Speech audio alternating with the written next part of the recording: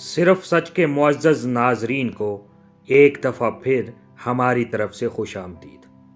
अस्सलाम वालेकुम नाज़रीन, आज का हमारा मौजू बहुत ही ज़बरदस्त है। आइए मौजू की तरफ बढ़ते हैं। सामईन, आम तौर पर हमारे दिमाग की फ्रीक्वेंसी 14 से 30 हर्ट्ज़ होती है। हम तकरीबन सारा दिन अपने दिमाग को इस फ्रीक्वेंसी पर चलाते हैं। दिमाग की इस फ्रीक्वेंसी के साथ हम बातचीत करते हैं, काम करते हैं, जज्बात का इजहार करते हैं और ज़रूरी सोच विचार करते हैं।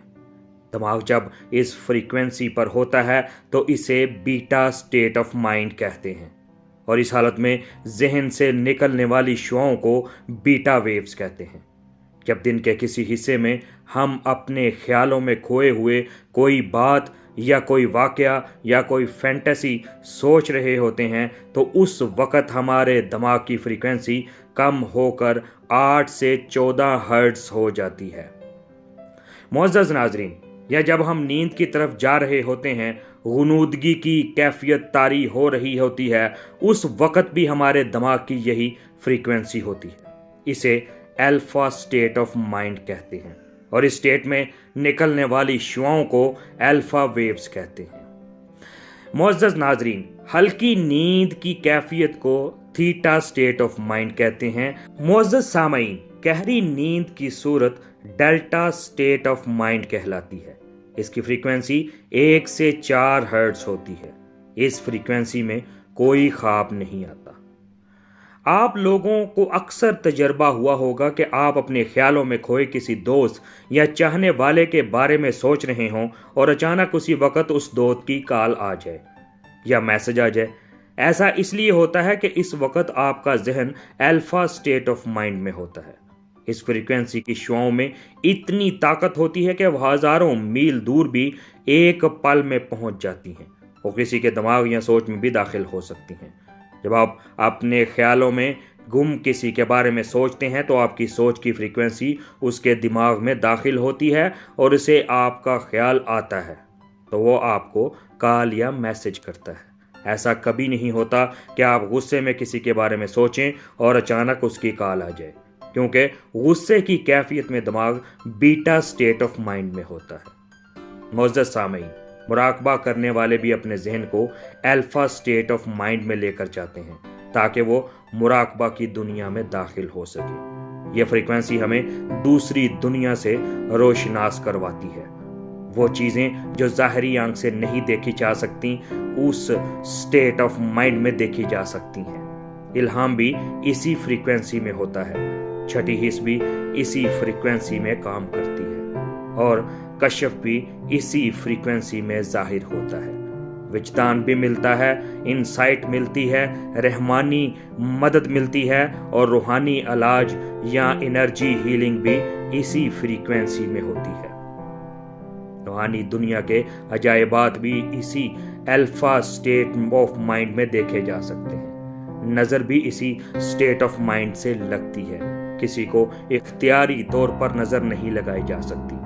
यह नज़र भी तब ही लगती है जब कोई उस फ्रीक्वेंसी पर किसी के बारे में सोचे। सामईन, अक्सर हम खुद भी खामोशी से अपने बच्चों को खेलता देख रहे होते हैं अल्फा स्टेट ऑफ माइंड में, तो हमारी अपनी नज़र भी लग जाती है। अगर हम अल्फा स्टेट ऑफ माइंड में रहना और जीना सीख लें तो हमें बहुत से फ़ायदे हासिल हो सकते हैं, जिनमें से कुछ हम आपको आपकी खिदमत में पेश करते हैं। नंबर 1, हमें स्ट्रेस नहीं होगी, डिप्रेशन नहीं होगा, गुस्सा नहीं आएगा। नंबर 2, सर दर्द कभी नहीं होगा, दिमाग फ्रेश रहेगा और जाहिर है दिमाग फ्रेश रहेगा तो जिस्म भी फ्रेश रहेगा और बीमारियां कम आएंगी। नंबर 3, आप रोजमर्रा के किसी काम में कंफ्यूज नहीं होंगे। नंबर 4, इनसाइट मिलेगी जिससे आप हमेशा सही फैसले करेंगे। नंबर 5, लोगों की नीयतें और इरादे एक हद तक आप पर जाहिर होंगे और आप कभी धोखा नहीं खाएंगे। नंबर 6, आपकी सिक्स्थ सेंस तेज होगी और काफी बातें आपको वक्त से पहले ही पता चल जाया करेंगी। नंबर 7, नित नए आइडियाज आपके जहन में आएंगे, किसी मसले का हल तलाश करने में मुश्किल नहीं होगी। نمبر 8، آپ جو کام بھی کریں گے آپ کو خود پر بہت اعتماد ہوگا۔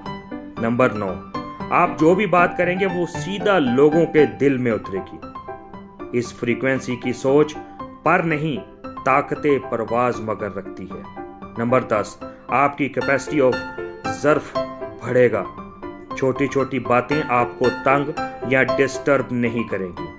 نمبر 11، آپ کا روحانی دنیا سے اور اپنے رب سے، مالک سے بہت اچھا تعلق بنے گا۔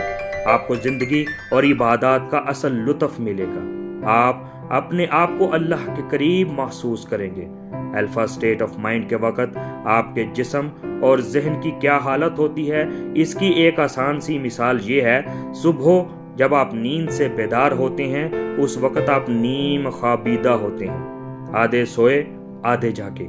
اس وقت اگر آپ چاہیں تو منٹوں میں دوبارہ گہری نیند کی طرف جا سکتے ہیں۔ آپ کا ذہن بالکل خالی اور ریلیکس ہوتا ہے۔ بس یہی الفا سٹیٹ آف مائنڈ ہوتی ہے۔ دماغ کی یہ فریکوینسی کیسے حاصل کی جائے؟ مراقبہ یا میڈیٹیشن آپ کہہ لیں کہ وہ عمل ہے جس میں غور و فکر اور تفکر کو ایک عملی مشق کی صورت ادا کیا جاتا ہے۔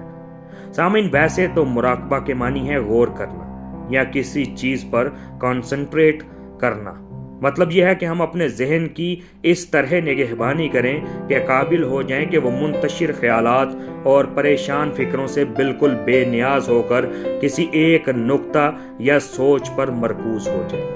جیسے جھیل کے اندر جب لہریں چلتی ہیں اس وقت عکس نہیں بنتا، اور جب وہی پانی ساکت ہو جاتا ہے تو اس میں عکس رنگ نظر آنے شروع ہو جاتے ہیں۔ اسی طرح ہمارا ذہن ہے، اس میں خیالات لہریں ہیں، ان کو ساکت کرنا ہے، کم کرنا ہے۔ جب ہم یکسوئی لمحہ موجود حضوری میں پہنچتے ہیں تو ذہن ساکت ہو جاتا ہے۔ وہ مراقبہ کی ابتدا ہے۔ مراقبہ کرنے کے لیے کسی تنہائی، خاموشی اور پرسکون جگہ کا انتخاب بہت ضروری ہے، خاص طور پر جب آپ پہلی دفعہ اس کو کرنے کا ارادہ رکھتے ہوں۔ بعد میں جب آپ کو فوکس کرنا آ جاتا ہو تب خارجی ماحول کا اثر کم ہونے لگتا ہے۔ بہترین اوقات صبح سویرے یا رات کے ہوتے ہیں۔ ویسے تو اس عمل کو کرتے ہوئے بیٹھنے کے طریقے موجود ہیں، مگر اہم بات یہ ہے کہ آپ خود کس طرح بیٹھنے میں سکون محسوس کرتے ہیں۔ میرے نزدیک سب سے آسان اور ہر کسی کے کیے جانے کے لیے مفید سانس کی مشق والا مراقبہ ہے، جس میں آنکھیں بند کر کے جسم کو ڈھیلا چھوڑتے پہلے ناک کے دونوں نتنوں سے آہستہ آہستہ سانس لیا جائے اور سینہ میں روک کے بغیر خارج کر دیا جائے۔ سانس کا یہ عمل سخت اور طاقت کے مطابق جتنی بار مرضی دہرائیں۔ یہ آپ کی مرضی ہے۔ سانس کی مشق کے علاوہ آپ اپنے ذہن کو اللہ تعالیٰ کے اسماء گرامی، خانہ کعبہ، گنبد خضرا، تصور شیخ مرکوز بھی کر سکتے ہیں۔ ابتدا میں ان مشقوں کے لیے 5 منٹ کی مشق بھی کافی ہوگی۔ ذہنی یکسوئی کا وقفہ بڑھنے لگے گا تو خیالات بھی قابو میں رہیں گے، اور یہی مفید حاصل ہے کہ یہی ذہنی ارتکاز جسم و دماغ کی مثبت صلاحیتوں کو اجاگر کرے گا۔ سامعین، اگر مذہبی لحاظ سے دیکھا جائے تو دنیا کے مختلف مذاہب میں مراقبہ کی اہمیت اور افادیت کا پتہ چلتا ہے۔